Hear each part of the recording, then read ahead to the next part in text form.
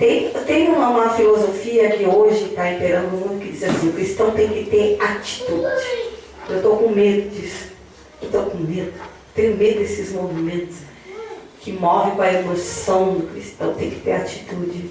Mas a minha Bíblia diz, lá em Hebreus 11, e hoje eu vou falar uma palavrinha bem pequenininha, os irmãos podem ficar sentados, que eu vou ler, diz assim, Hebreus capítulo 11, no verso 1, diz assim: ora, a fé é a certeza de coisas que se esperam, a convicção de fatos que não se veem.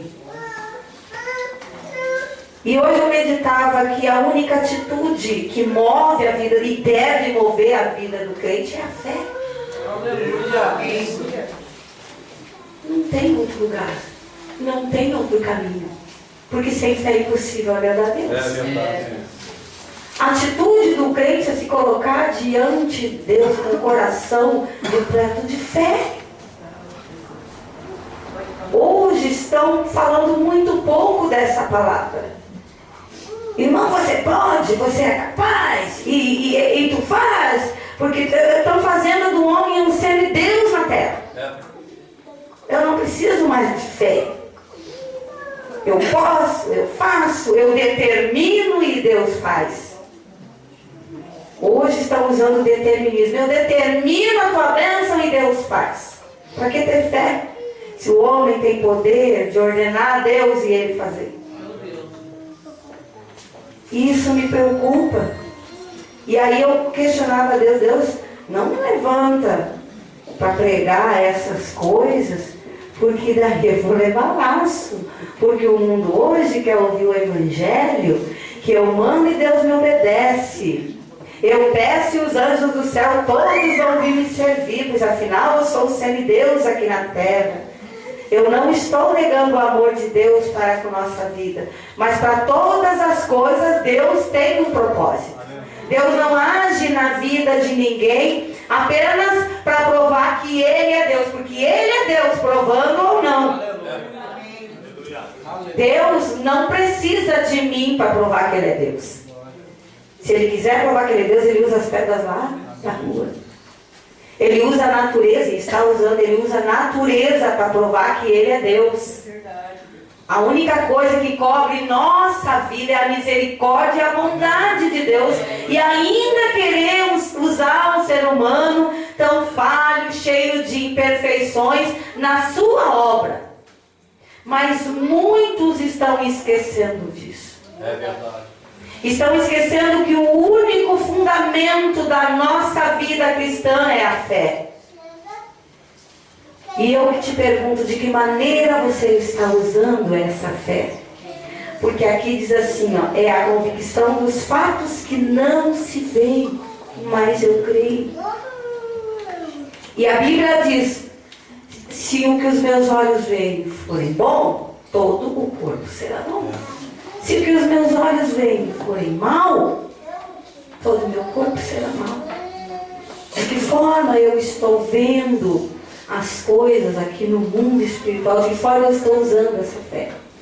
Eu me lembro de Jó, uma frase que ele falou, que foi determinante. Depois, estudando sobre a vida do Jó, Jó era um homem que, apesar de íntegro e reto na presença de Deus, Jó era um homem que tinha tanto temor de pecar, que se ele imaginasse que seus filhos estavam pecando, ele oferecia sacrifício a Deus. Aleluia. Bastava ele imaginar: meus filhos podem estar pecando. Ele ia oferecer sacrifício a Deus pelos pecados dos seus filhos. Quando sobreveio toda aquela tragédia na vida dele, a primeira coisa que ele disse: sobreveio aquilo que eu temia. Ele já estava temendo antes de acontecer. Não havia acontecido ainda, mas Jó já estava temendo. E diante de tantas atrocidades que se ouve nos dias de hoje, não é muito difícil nós entrarmos por esse brete de temer, de andar ansiosos, de andar receosos por tudo que a gente tem ouvido e muitas vezes presenciado neste mundo. E esquecermos que o firme fundamento da nossa vida cristã é a fé. Ontem, quando saí daqui, fui buscar meu filho numa outra congregação onde ele estava cooperando com a juventude. E quando nós voltamos, passamos para comer algo, e chegou um homem, maltrapilho. E ele chegou na mesa, nós estávamos perguntando, tinha o que dá para ele comer. Ele pediu, dá-me o que comer? Bem atrapalhado para falar. E daí alguns que estavam comentaram, eu digo assim, isso estraga o meu dia. Ver essa cena. Mas ele foi tão rápido que não deu tempo de pregar para ele, logo ele saiu. E alguém disse assim, não, mas ele gasta o que tem em droga, em bebida. Às vezes é um vaso roubado da casa do Senhor. Aleluia. Você sabe, de precioso tinha dentro daquele homem que chegou ali. O que de mais precioso tinha dentro daquele homem que chegou ali. Mas a gente vive nesse brete. É drogado, é viciado, não dá valor, é um escravo, foi roubado, é vaso precioso. Hoje eu falava ainda para a juventude, uma das coisas mais grandiosas que Deus, quando traz o ser humano, é dar a ele uma personalidade que identifique ele como filho de Deus. Quando nós viemos ao mundo, nós trazemos essa personalidade. Alguns já nascem como levitas, esse aqui vai ser meu levita. Então Deus já coloca nele as características, a facilidade para ouvir um som, a facilidade para entoar um louvor, porque Deus já traz nele essa característica. Quando Deus traz ao mundo o pregador do seu evangelho, Ele coloca nele assim, esse aqui eu quero que seja um corajoso, esse aqui tem que ser destemido, esse aqui não pode ter medo de perder sua vida, tem que ser um homem valente, tem que ser um homem que não tenha medo de enfrentar a lei. E sabe onde estão esses homens? Estão dentro dos presídios. Vasos roubados. Porque a personalidade para fazer isso eles têm, só que usaram de uma forma errada. Homens destemidos, corajosos, que não temem a lei, que não temem perder a própria vida, mas estão lá aprisionados porque foram roubados da presença de Deus. E mais do que nunca, diante de tudo o que nós estamos vendo e vivendo, a igreja precisa colocar a fé em ação. É verdade. Há poucos dias, eu fiquei apavorada essa semana, eu olhando 3 notícias de jovens que tiveram a sua vida ceifada em acidentes. Às vezes, quando chega na minha rua, começa a dar problemas, é assalto, é mortes, eu digo assim, opa, eu estou falhando. Como cristão eu estou falhando, porque o inimigo está chegando na minha rua e eu não estou fazendo nada. Muitas vezes o inimigo está atuando na nossa rua e nós não estamos fazendo nada. Muitas vezes ele se aproxima tanto da gente, com atitudes, e nós ficamos inertes sem fazer nada. E a nossa fé? Nós não estamos mais usando o único instrumento que realmente tem poder, que é a fé. Irmão, eu gostei,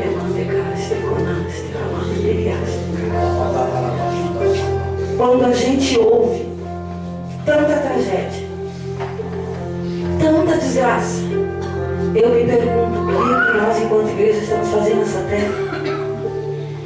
Se nós estamos aqui para ser sal e ser luz, por quê? Por que então que a igreja ainda está tão inerte diante de tudo isso que está se vendo? Porque nós não temos mais fé. Nós perdemos a fé. Eu estou buscando de Deus, irmãos. Eu estou buscando de Deus. Porque a gente ouvia falar dos milagres, dos poderes, a gente até canta dos milagres. Mas os hospitais estão cheios de pessoas enfermas, porque nós não temos fé para ir lá e repreender a enfermidade. Eu tive uma experiência dessa com Deus, eu fui no velório de uma senhora. E eu vi aquela família chegando e todo mundo desesperado, chorando, e como eu era da família, eu parei mais atrás. E eu disse assim, Deus, no passado, tu ressuscitou tantas pessoas. E eu sei que tu ainda é o mesmo Deus do passado. Olha essa família aí sofrendo, Senhor. Por que o mesmo Deus do passado não opera agora e ressuscita essa mulher? Irmãos, eu vi uma voz de repreensão e disse assim: então vai lá e manda que ela levante. Aleluia. E eu me levei do susto e disse assim: mas capaz que eu vou brincar com essas coisas. Capaz que eu vou brincar com o sentimento das famílias. Se tu não tem fé para ir lá e mandar, por que está cobrando de mim? Aleluia. Não tem fé para ir lá e repreender e cobra de Deus algo. Deus nos colocou aqui para usar a fé, para que o nome dele seja glorificado através da minha e da tua vida. Mas nós estamos com os olhos vendados, estamos nos assustando diante de tantas afrontas do inimigo, que a nossa fé vai se apequenando até desaparecer por completo. Como é difícil muitas vezes nós temos aquilo que ouvimos na igreja. É lindo de ouvir, é bonito de ouvir, o coração se alegra, a gente pula, a gente salta, a gente chora, mas não consegue colocar a fé em ação. Ficamos como de boca abertos diante das afrontas do inimigo na nossa vida e não fazemos nada. Às vezes, quando a gente semeia em sofrimento, como eu disse ontem, a gente semeia muito mais a nossa insatisfação do que mesmo a vontade de Deus na nossa vida. A gente semeia insatisfação.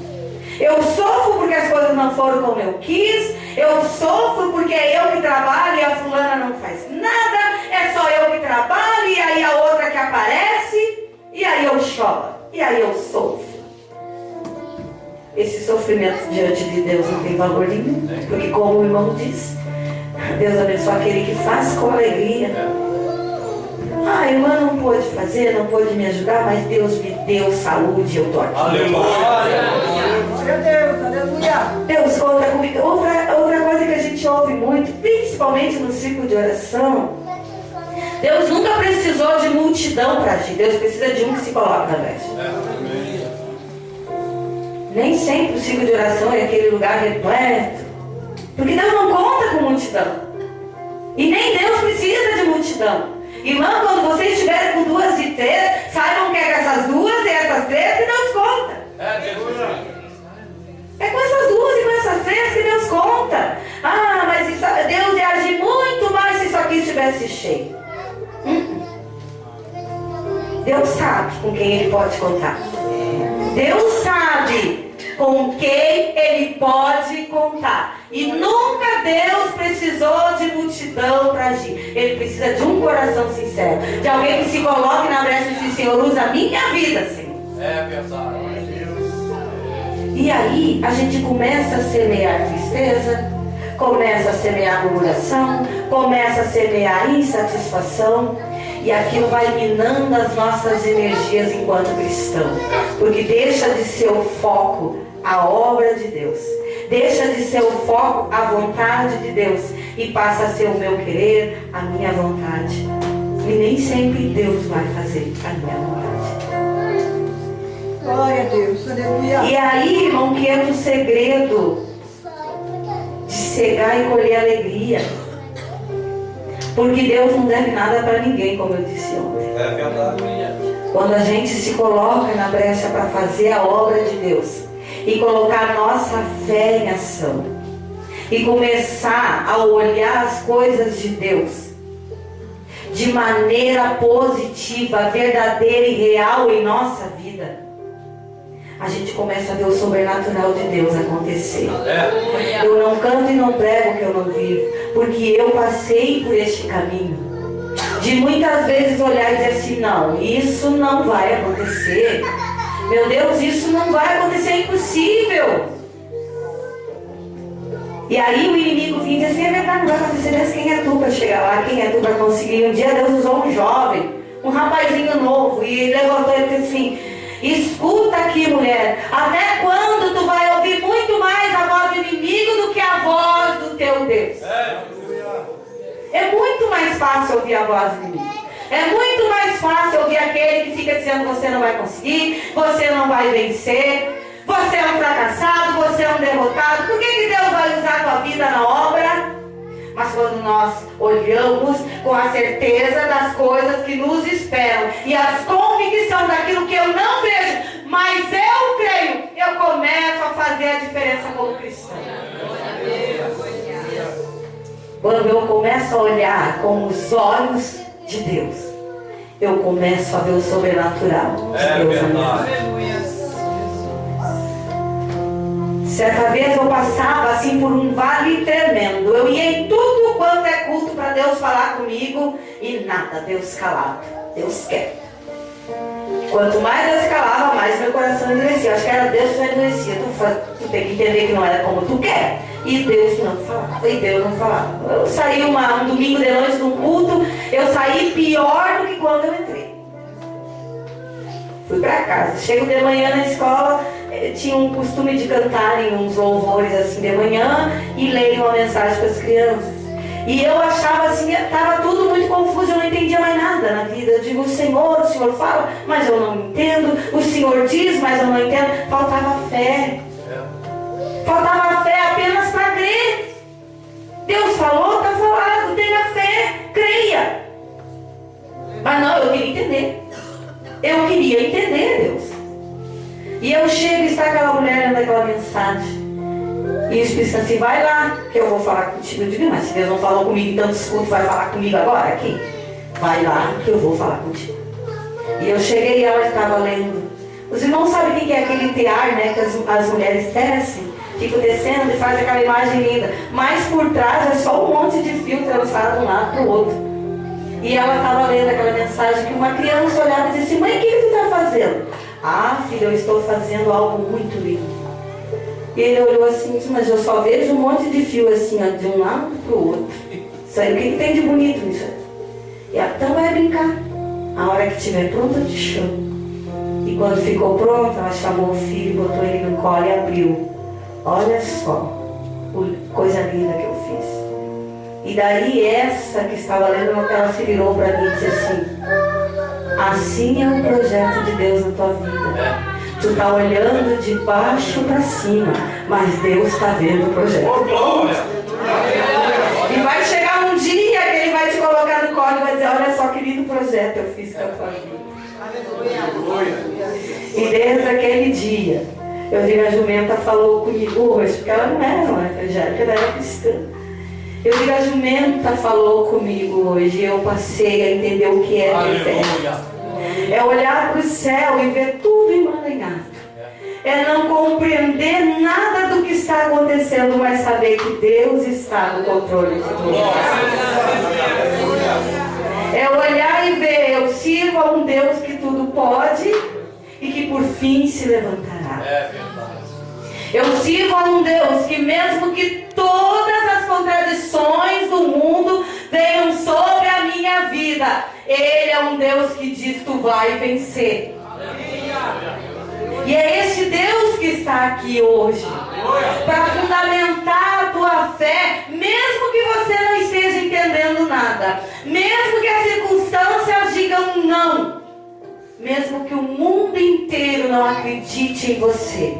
O meu Deus esta noite quer abrir os teus olhos espirituais para que você veja e creia que eu sou um Deus que age no impossível, e quando Deus quer agir, homem nenhum pode impedir. É melhor se calar, é melhor se render diante do poder do nosso Deus. Louvado seja o nome santo do Senhor. Por isso que quando eu leio a história de Abraão, eu digo: esse é um homem de fé. Pegar seu filho, levar diante de um altar e dizer assim: olha, o Cordeiro Deus proverá. Mas antes ele já tinha dito para o céu: agora nós vamos ali adorar e depois voltamos. Ele tinha plena convicção de que Deus ia agir.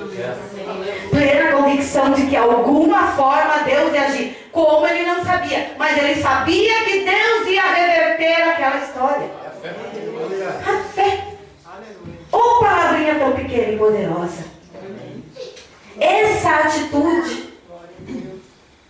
atitude está faltando no nosso meio. A gente toma tantas atitudes. Às vezes de tirar satisfação, porque eu não levo desaforo para casa, eu não sou acabado. É tantas atitudes. E aquela que é essencial a gente não toma. É verdade. Eu creio que eu não vou precisar mover uma ponta do meu dedo e meu Deus vai agir. Aleluia. Ah, irmã, mas isso é se acomodar diante de Deus. Não é ter fé. Que o Deus que eu sirvo conhece a minha vida, conhece o meu íntimo. Aleluia. Aquilo que eu posso fazer, a gente vai fazer sim, mas aquilo que é para Deus fazer. E uma das coisas importantes hoje é que as pessoas não estão mais consultando a Deus. Por que não consegue ter fé? Por que eu vou ouvir Deus? Eu não consigo ter fé. Para chegar diante de Deus, para Deus mover a mão em direção à minha vida, como diz, clama a mim, eu vou te responder coisas grandes e firmes que tu nem sabe ainda. A gente tem aquela plena convicção de que eu sou cristão, eu vivo com Deus, mas tem tantas coisas grandes que nós ainda não sabemos. E só vamos saber mediante a nossa fé de buscar de Deus e de colocarmos tudo na presença de Deus. Não ando se Deus não manda, não sento se Deus não manda, não falo se Deus não manda, não canto se Deus não manda, não prego se Deus não manda. Já mandou muito tempo. Aleluia. E quando eu apanhei? E quando eu sofri? Por quê? Porque eu não tinha fé. Eu não tinha fé. Para crer que Deus podia usar a minha vida. Eu digo assim, não, isso não é para mim. E o inimigo dizia, realmente não é para ti. Fica quieta, lá vai cantar teus hinos e pronto.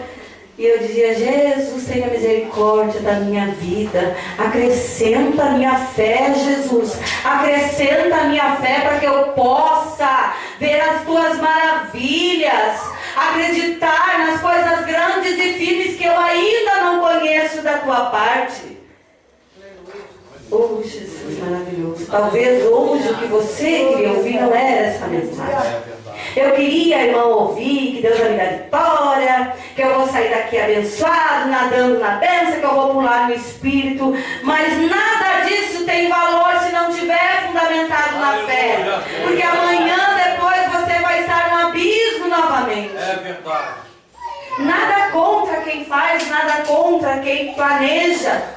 Mas muitas vezes é culto de vitória, e vem vitória, e vem vitória, e vem vitória, e vem vitória, e tu sai numa vitória e entra numa derrota, e sai numa vitória e entra. Porque não adianta culto de vitória se nós não colocarmos a fé em ação. Porque a única maneira de agradarmos a nosso Deus é tendo fé. É verdade. E aí às vezes a gente até tem a igreja cheia de visitantes. Aí vem 7 dias, 8, 9, 10, sei lá quantos dias, sai dali e nunca mais voltam na igreja porque eles não alcançaram aquilo que vieram buscar. Eles não tiveram fé suficiente. Ah, mas então a vida espiritual agora vai ser baseada só em momentos em que eu quero minha vitória, em que eu quero libertação. E a fé, que é o que fundamenta a vida de um cristão, que é o que nos leva a ver as coisas que ainda estão por vir. Se nós não tivermos fé, irmão, nós não vamos alcançar o céu. Porque é algo tão fora do nosso contexto humano, que somente pela fé nós poderemos alcançar o céu. É por isso que hoje muita gente coloca um deuses ao redor de si, porque eles não conseguem ter fé num Deus invisível como nós temos. Um Deus que nós apenas sentimos. Um Deus que fala com nossa vida e move o nosso coração de tal forma que não tem como a gente resistir. Mas esse Deus precisa que o meu coração esteja fundamentado na fé, porque senão aquilo tudo se esvai novamente. Se não guardarmos a fé no coração, tudo aquilo que ouvimos, tudo aquilo que vivemos, tudo aquilo que sentimos do nosso Deus se vai. Tudo aquilo que aprendemos com o nosso Deus se vai. Porque é a fé que faz reter o Evangelho em nosso coração. É a fé que faz reter no nosso coração as promessas de Deus. Outra coisa não move o homem a não ser a fé. Estudos é muito bom, mas não faz com que eu tenha fé. Conhecimento é muito bom, mas não faz com que eu tenha fé. Eu preciso de uma comunhão plena com Deus. Eu preciso ter uma comunhão plena com Deus, de entregar completamente o meu ser para esse Deus, para que Ele possa agir no meu coração, para que Ele possa acrescentar fé ao meu coração. E quando eu falo em comunhão com Deus, outra coisa que nos assusta hoje é como as pessoas estão perdendo essa comunhão com Deus. É muito fácil ir numa rede social e expor todos os problemas lá na rede social, colocar todas as suas aflições numa rede social, do que ir para o seu quarto, fechar a porta e contar tudo para Jesus. Abrir o coração e contar tudo para Jesus, o que está passando, o que está vivendo. Tudo hoje é exposto em rede social. Às vezes alguns, para emocionar, dizem que José foi perseguido porque ele teve um sonho. José sonhou e foi perseguido porque teve um sonho. Mas a Bíblia diz assim, que José sonhou e contou seus sonhos aos seus irmãos, e por isso eles odiaram ele. Não foi porque ele sonhou, foi porque ele contou o sonho. O sonho era dele. Por isso que aquilo que Deus nos dá, Ele já dá lá no nosso interior. Será que a história de José poderia ter sido diferente se tivesse ficado de boca fechada? Ele com Deus, em comunhão com Deus. Senhor, Tu tem planos para a minha vida. E eu estou aqui, Senhor, esperando o momento de tudo acontecer. Aí às vezes a gente começa a andar lá por vale, por deserto, porque não mantemos a boca fechada. É verdade. Expomos para o nosso inimigo todos os planos de Deus na minha vida.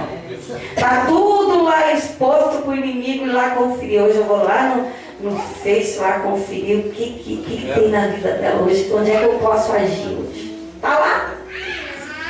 Está lá, para quem quiser ver, o inimigo vai lá ver. Eu vou ver hoje onde é que eu posso agir na vida dela. Ela botou aqui. Ah, tá, é por aqui que eu vou agir. São portas abertas para o inimigo atuar. Porque nós não temos mais comunhão com Deus. Nós temos comunhão com milhões e milhões de pessoas que nem conhecem nossa vida e não conhecem nossa luta. E lá muitas vezes a gente vê o nome de Deus ser exaltado, mas a mesma pessoa pregando um Deus fraco, um Deus que não pode, que não tem poder. Hoje eu estou abençoada, hoje Deus me abençoa, outro dia hoje estou triste, estou derrotada. É assim que a gente vê. O nome de Deus sendo usado em vão. Deus manda dizer, se Deus não mandou, não diga, irmão. Deus não mandou dizer, não é você. Usando o nome de Deus em vão, como se Deus fosse uma mercadoria barata, como se Deus fosse um brinquedo e um jogo que o ser humano faz dele o que quer. E a seriedade das coisas de Deus estão deixadas de lado. Eu não costumo assim interferir no que eu leio lá, eu leio, vejo. Mas um jovem botou lá e a moça consegue um namorado e diz, foi Deus que me deu. Termina, coloca, foi livramento de Deus. Eu digo, isso é o que eu chamo de usar o nome de Deus em vão. Aleluia. Fazendo brincadeira com as coisas de Deus. Não há mais santidade com as coisas de Deus. Colocam as coisas de Deus em qualquer lugar, é exposto de qualquer maneira. E as coisas de Deus estão perdendo a seriedade. Ninguém mais consegue crer e ter uma fé plena em Deus, porque estão brincando com as coisas de Deus. Não há mais seriedade. A vida espiritual e a vida material das pessoas estão expostas para quem quiser ver, para que o inimigo possa atuar. E aquele que deveria ser soberano na minha vida, soberano na tua vida, está sendo deixado de lado. Não, primeiro eu preciso contar para o mundo inteiro ouvir, para depois ver o que Deus acha de tudo isso. Aleluia. Mas te cobra, os teus planos, os teus sonhos, os projetos de Deus contigo, é contigo e Deus. É contigo e Deus. Às vezes, o meu esposo ainda fala, quando eu às vezes encontro alguma irmã da igreja e eu converso com alguma irmã, porque eu sou de falar muito pouco. Eu falo muito pouco. Não sou de falar muito. Porque tem versículos que eu apodero, digo assim, seja pronto para ouvir, tardio para falar. Esse eu. Aí cada vez eu vou me tornando mais calada, porque a gente ouve coisas que a gente não pode nem se dar o trabalho de comentar. Quanto mais de levar adiante. Então, às vezes, assim, meu Deus, irmã, tu entras, irmã, eu estou me tornando cada vez mais calada. Porque o cristão tem que ser